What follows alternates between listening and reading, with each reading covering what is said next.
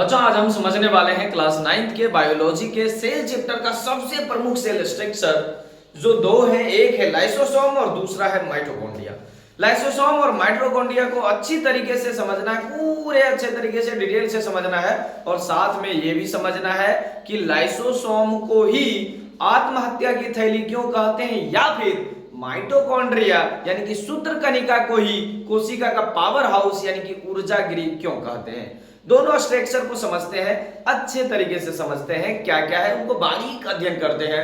देखिए लाइसोसोम है क्या, पहले इसको समझिए, फिर उसके बाद माइटोकॉन्ड्रिया को समझेंगे। तो लाइसोसोम क्या है कि लाइसोसोम सन 1958 ईस्वी में क्रिश्चियन डी डवे नाम का वैज्ञानिक है, उन्होंने सन 1958 ईस्वी में लाइसोसोम की खोज की है।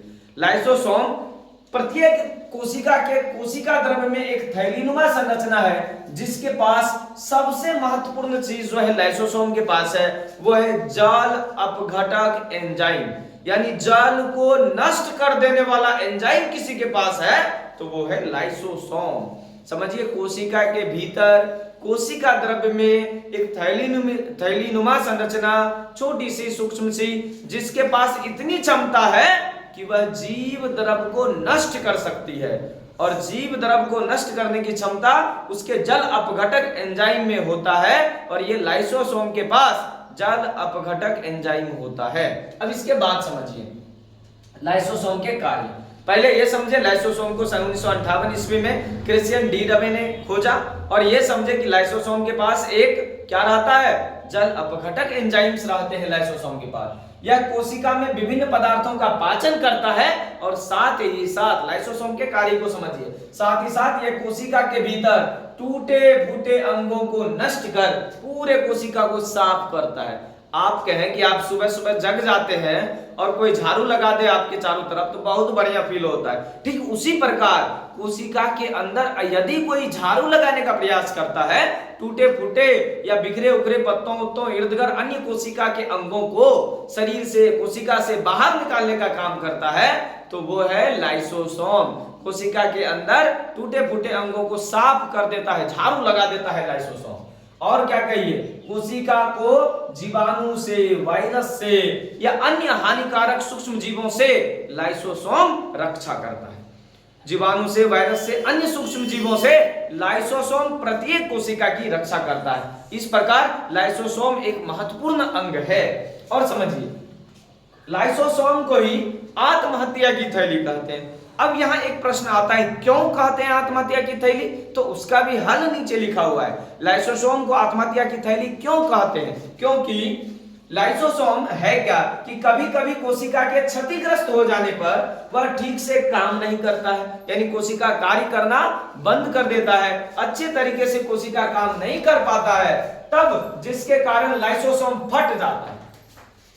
कभी कभी कोशिका अच्छे तरीके से काम नहीं कर पाता है और काम नहीं करने के कारण कोशिका का जो लाइसोसोम है वो फट जाता है और फटने के कारण क्या होता है, यह लाइसोसोम में मौजूद जो जल अपघटक एंजाइम है यह जीव द्रव को नष्ट कर देता है, खत्म कर देता है, जिससे कोशिका की मृत्यु हो जाती है। इस प्रकार कोशिका के भीतर ही कोई ऐसी संरचना मौजूद है जो कोशिका को मार देने की क्षमता रखती है। इसी कारण लाइसोसोम को कोशिका के आत्महत्या की थैली कहते हैं। लाइसोसोम का फट जाना और कोशिका का मर जाना लाइसोसोम के कारण, इसीलिए लाइसोसोम को कोशिका के आत्महत्या की थैली कहते हैं। अब इसको दूसरा संरचना जिसका हम बोल रहे हैं, दूसरे संरचना को समझिए। दूसरा संरचना है माइटोकॉन्ड्रिया, हिंदी में कहते हैं इसको सूत्रकणिका। बहुत ज्यादा एग्जाम में आपको अगर माइटोकॉन्ड्रिया का ऑप्शन नहीं दिख रहा है तो इसका मतलब हिंदी में आपको सूत्रकणिका जरूर दिखेगा।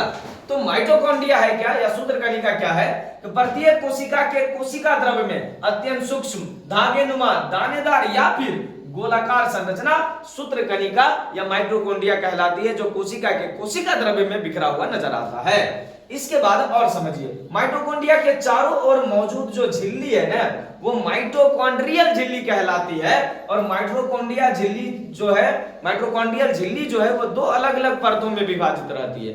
आप कह सकते हैं डायरेक्ट माइटोकॉन्ड्रिया का जो बाहरी संरचना है वो दो परतों में रहती है और दोनों परत के बीच जो खाली स्थान है उसको माइटोकॉन्ड्रियल गुहा कहते हैं।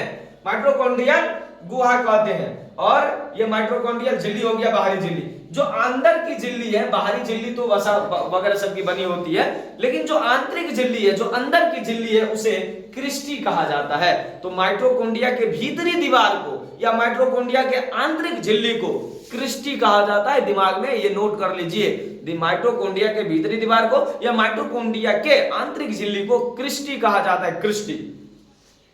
अब है माइटोकॉन्ड्रिया। माइटोकॉन्ड्रिया झिल्ली के बीच जो तरल युक्त गुहा है उसको माइटोकॉन्ड्रियल गुहा कहते हैं। और इस गुहा और माइटोकॉन्ड्रिया में पाए जाने वाले द्रव को माइटोकॉन्ड्रियल द्रव या मैट्रिक्स कहते हैं। क्या कहते हैं? मैट्रिक्स कहते हैं। माइटोकॉन्ड्रिया को अपना डीएनए और राइबोसोम्स होता है। माइटोकॉन्ड्रिया एक ऐसी संरचना है जिसके पास खुद का डीएनए होता है और खुद के राइबोसोम्स होते हैं, यानी प्रोटीन निर्माण ये खुद से कर सकता है। ये माइटोकॉन्ड्रिया की विशेषता है। इसके अलावा माइटोकॉन्ड्रिया को कोशिका का ऊर्जा गिरी कहते हैं। माइटोकॉन्ड्रिया को power house of the cell यानी कि कोशिका का ऊर्जा गिरी कहते हैं।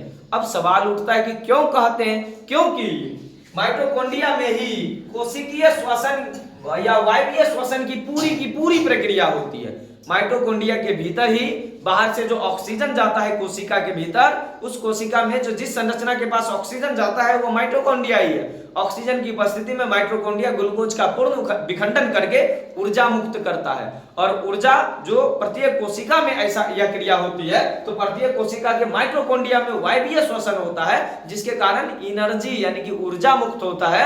और उस ऊर्जा का रूप है एटीपी, एडिनोसाइन ट्राइफॉस्फेट। और इस प्रकार से ऊर्जा मुक्त करने के कारण ही इसे कोशिका का पावर हाउस कहते हैं।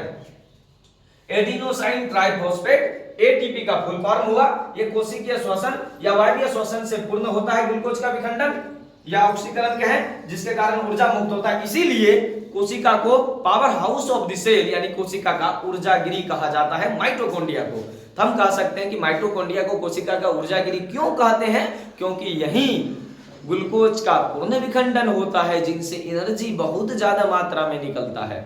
और वायवीय श्वसन के कारण जो एनर्जी मुक्त होता है एटीपी के रूप में, एडिनोसाइन ट्राइफॉस्फेट के रूप में, इसीलिए कोशिका का पावर हाउस माइटोकॉन्ड्रिया यानी सूत्रकणिका को कहते हैं। हमने दोनों संरचना को अच्छे तरीके से समझा और इसमें मिलने वाले विभिन्न प्रकार के प्रश्न को भी समझा। माइटोकॉन्ड्रिया एक ऐसी संरचना है जिसके अंदर खुद का डीएनए और खुद का राइबोसोम्स होता है। ये खुद प्रोटीन बना सकता है। इस बात को भी ध्यान में रखिएगा।